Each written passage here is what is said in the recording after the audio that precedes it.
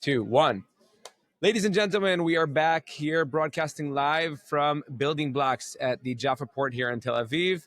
And there have been some phenomenal sessions in between our last recording. I'm now joined by Lou Kerner, who is the founder of Crypto Mondays, but I'm sure you do a hell of a lot more than that, right? Yeah, well, Crypto Mondays does a hell of a lot more than what most people realize. It started as a meetup. No, I don't want to talk about Crypto Mondays yet. I want to start about it, but I want to start talking about Lou, okay? I have the unique opportunity to have you here on the mic without like the million people that typically surround you when you come to a Crypto Mondays event. And so that means that we could focus on you. So why don't you give me your backstory, man? Like, how did you get into crypto? But also before that, like, what was your career like? And sure, I had been a Wall Street analyst for the first third of my career. Okay. And the second digital company I ran was called Bolt. It was the largest social network in the world before MySpace. So I was thinking deeply about community more than 20 years ago. I was actually the first person called Zuckerberg offered to buy Facebook a month after he launched. Wow. Yeah. So, yeah, I've seen the whole thing. And because I knew about community after Bolt, I invested in community. I invested in Meetup. I invested in Facebook when it was private. Early stage? Wow. Wrote my first Wall Street Sell research report in more than 10 years because I saw it. Like, oh, my God. Wow. I had to, like, scream from the mountaintops, hey, world. Yeah. And that's actually how I became a VC. Somebody read it a couple years later and raised me a fund. So you were into social media before social media was a thing? Yes, exactly. I say that for me, like really social networking really started when Facebook introduced the newsfeed, right? Everything changed that day and has been up and to the right ever since. Okay, so that's how you got into VCs and investing and tech. And then what brought you into crypto? So in 2015, I took a trip to Israel. I made a small investment, and I was so blown away after my first day. I was pretty sure I was going to stop everything. I was a general. Your first time in Israel was in 2015? Yeah. Wow. And I was pretty sure I was going to stop everything and just focus on Israel. At the end of the second day, I was pretty sure I was going to move here someday. And I went home, and I'm a big blogger. I don't know what I think of anything till I read what I've written about it. Most of the time, nobody cares, but sometimes it can change your life, like that Facebook report.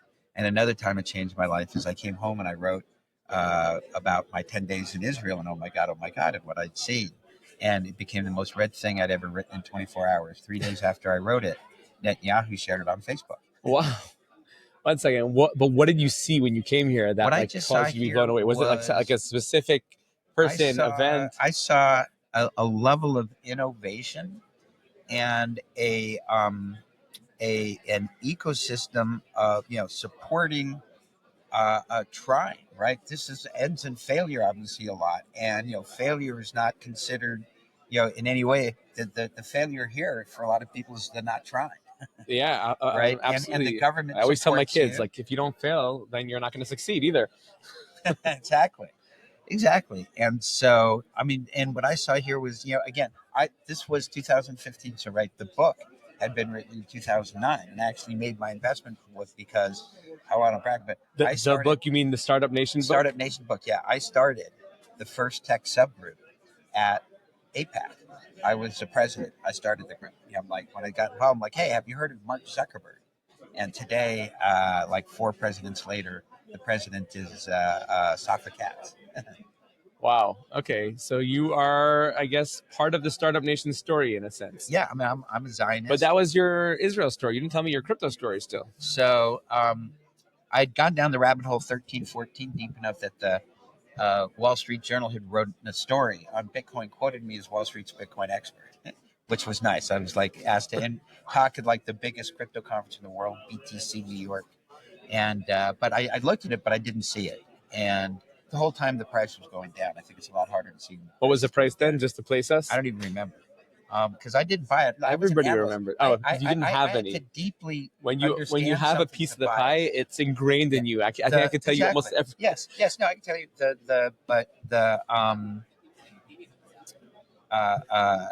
the first lesson I learned when I was a Wall Street analyst was, fuck, the markets are really efficient.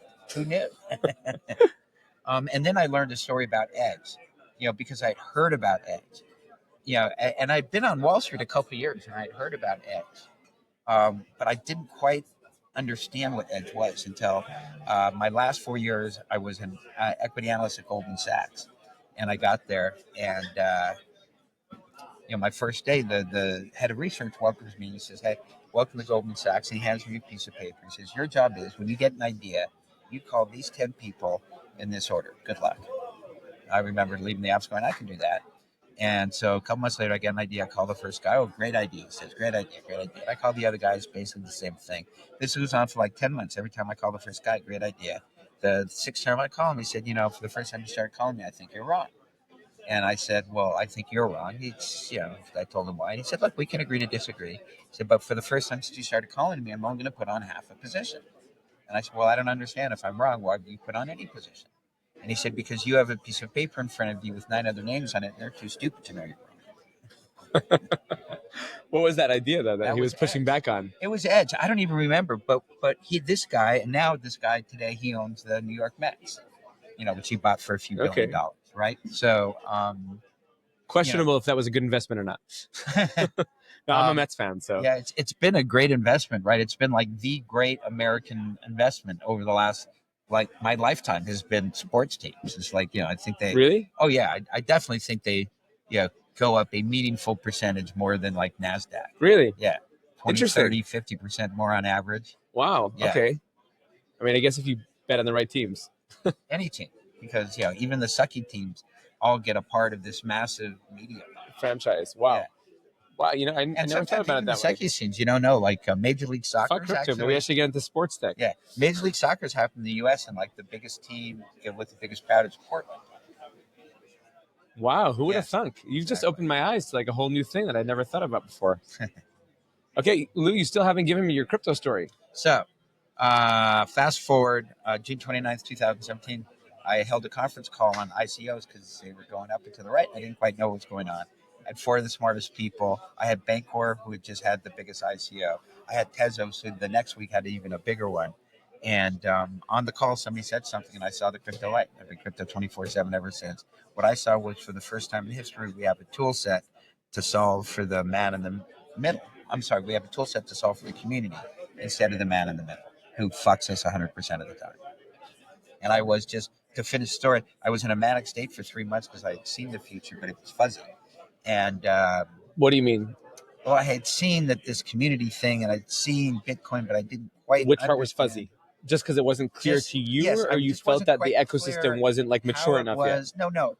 I didn't understand exactly what you were looking at, but you're like, this is going to be big. I didn't understand the clarity of exactly how community worked, and so it took me 3 months to write kind of my construct, and called 7 Thoughts on Crypto after 3 months down the rabbit hole, which I just published for me to have a construct. It's just you organizing your thoughts and letting other people get an insight into your brain. If they can resonate with what you're writing, that's like up to them.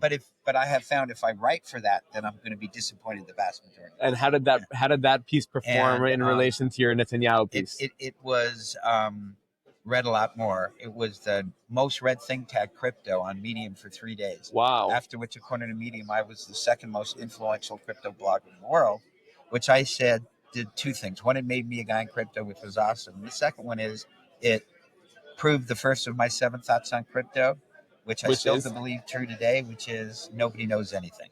Okay, I'll agree with you on that one. Wow. So then you had this epiphany. You wrote about it, but what did you actually do to act on it? Like, so I started Crypto Mondays. So what did that look like, starting Crypto Mondays? For those of you who don't know, Crypto Mondays are a movement of sorts that happen in numerous cities around the world, sometimes more religiously than in others. I was part of the Crypto Mondays movement here. I'm part of the organizing team, and I could attest to how often it doesn't occur.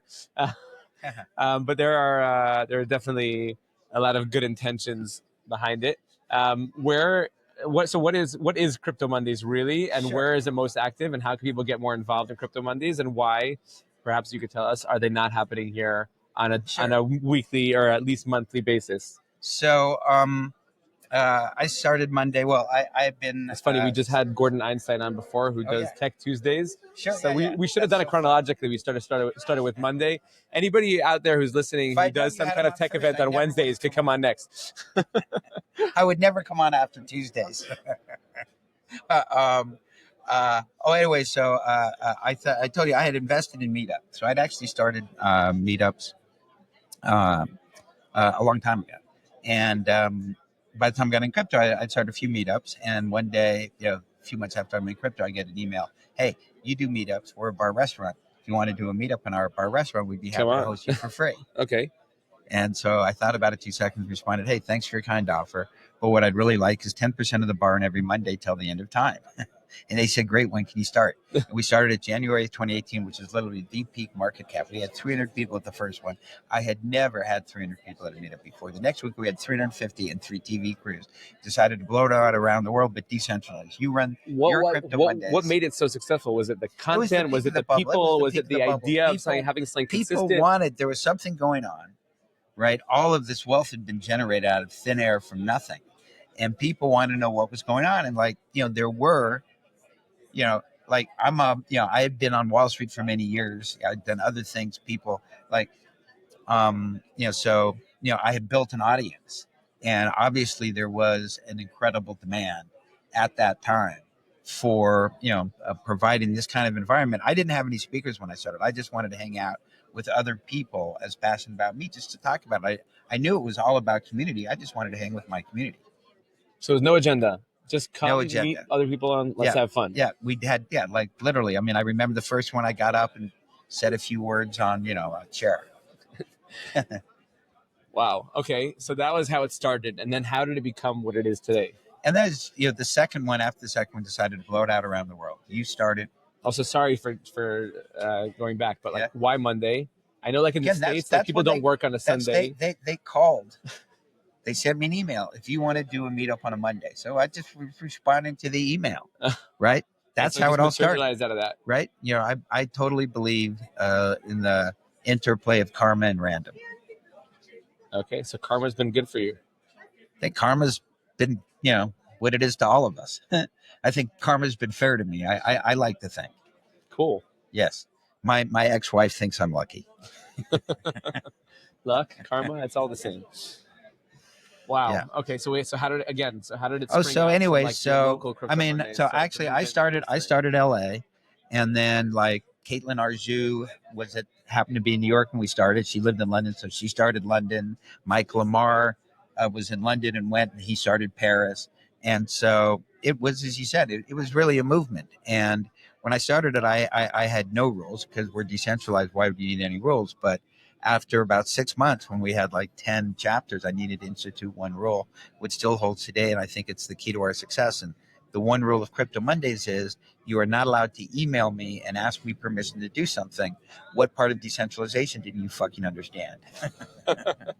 Governance at its best.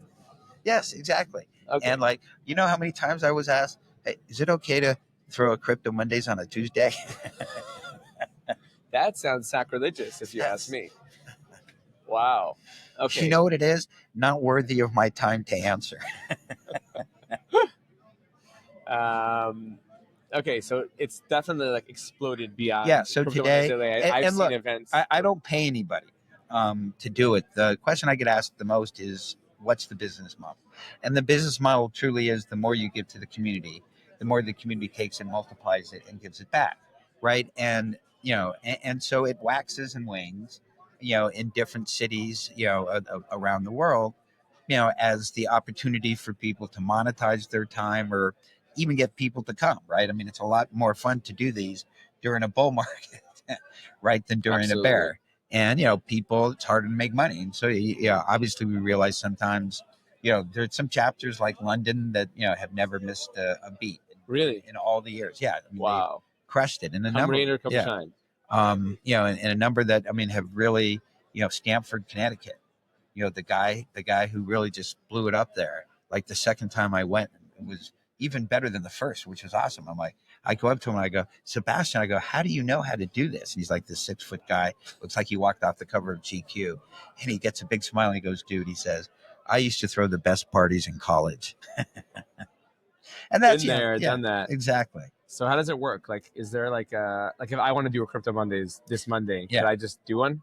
Yeah, so a number of them started with nobody even contacting me, nobody even knowing that there was a central thing. Somebody just told them to start one, and but most people contact us. We try and help with the launch. So we have a newsletter that goes out to 26,000 people. Wow. So but can I do one like next week or something? Rock and roll, do one next week. All right, I'm gonna do it. Seriously. Yeah. One of my favorite stories is the 25th Crypto Mondays I went to was Crypto Monday Phoenix. And there were literally like 15 people there. It was the fifth one. But even, 15 people, that's fine. So the first guy I meet, he's like a 65-year-old guy. Yeah. He's a 65-year-old guy. And I'm like, walk up and I go, hey, is this your first Crypto Mondays? And he goes, no. He goes, about 6 months ago, he says, I was at Crypto Mondays, Milan. Wow. Yes, exactly. And so we talked about that and how awesome that was and how much he appreciated it. And long story short, he's now COO of my company. Wow. Right. So even which company is that? Crypto Mondays. Oh, yeah. Crypto Mondays is a corporate entity. So we're a DAO, right? So of our so you got to be careful with using words like CEO and stuff. Yes. I'm gonna call your lawyer, man. And so we have a decentralized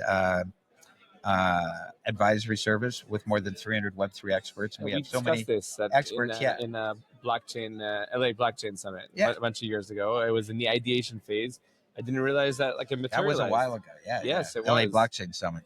So a moment that had a moment. I think 2018 was the peak. It was going. It was going. Yeah. I still chat with Alon every now and then. Alon Gorin. Maybe he's up here. He was a guest on the show. Yeah, he's a good friend. I chat with him still, and I saw Yosef the last time I was in Dubai. In Dubai, yeah. Yeah, I don't think they're together anymore. Now it's Draper Gorin blockchain. Yes. There's no home. Yes. But that was a fun event. Those guys killed it.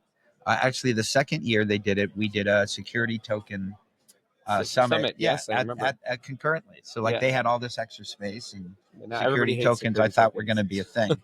Yeah, they still will be. Yeah, now they call them RWAs. Yes, the second most read piece that I've ever written was titled "Prepare Yourself for the Coming Security Token Tsunami," and I wrote that in January of 2018. So I am well. You're still prepared. I'm prepared. I don't have to brace yourself. I don't have to go to any more RWA summits. Wow, I'm ready. Yeah, and one day it will be a thing.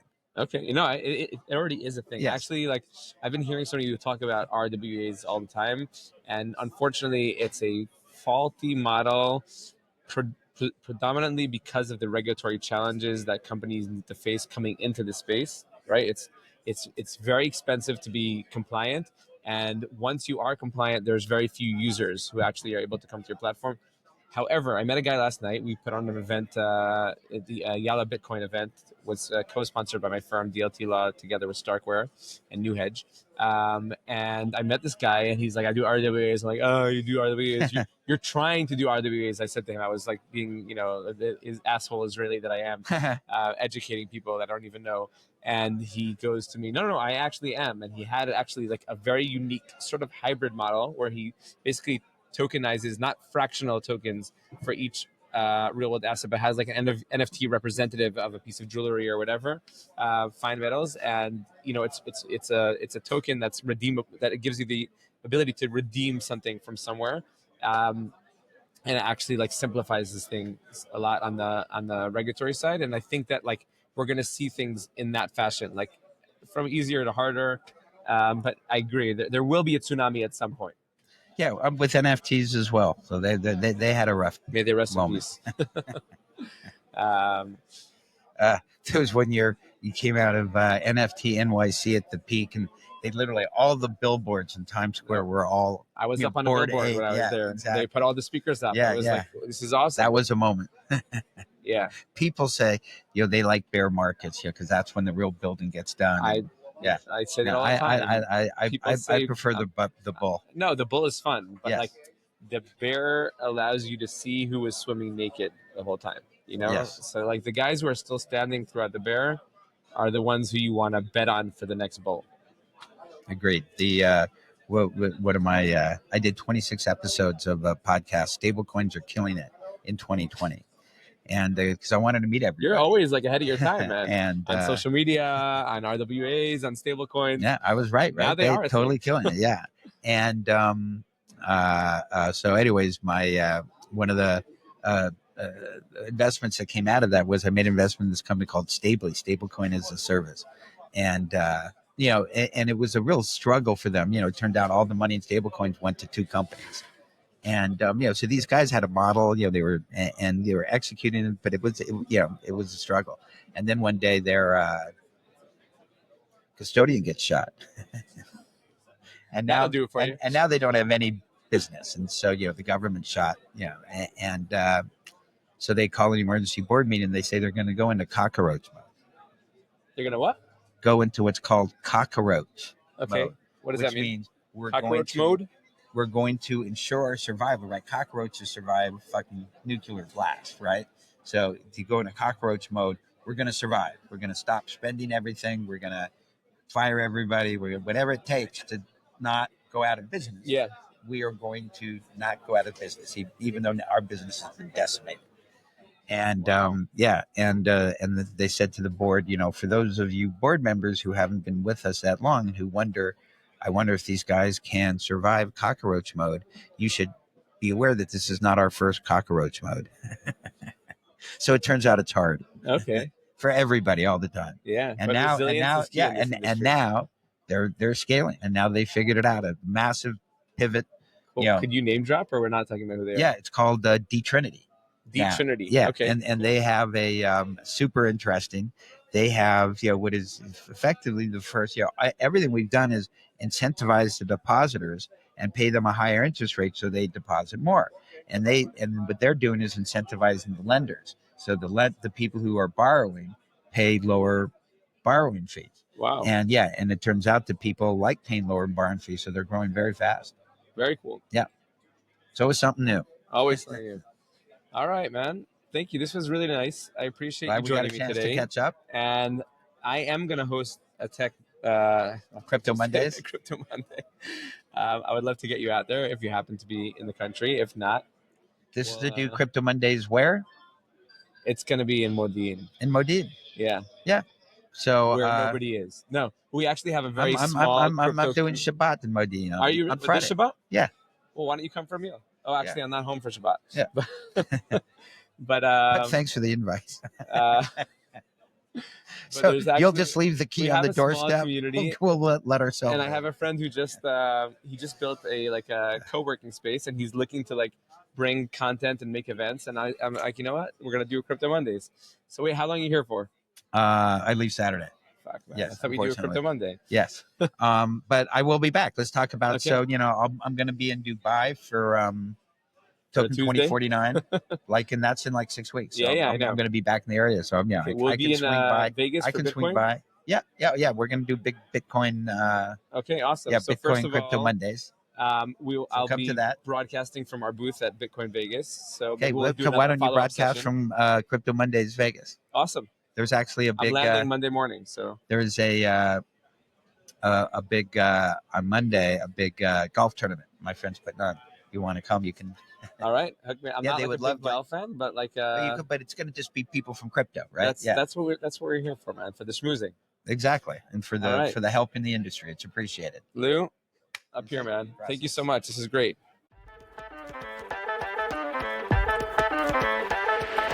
Thank you for listening to Beyond the Code.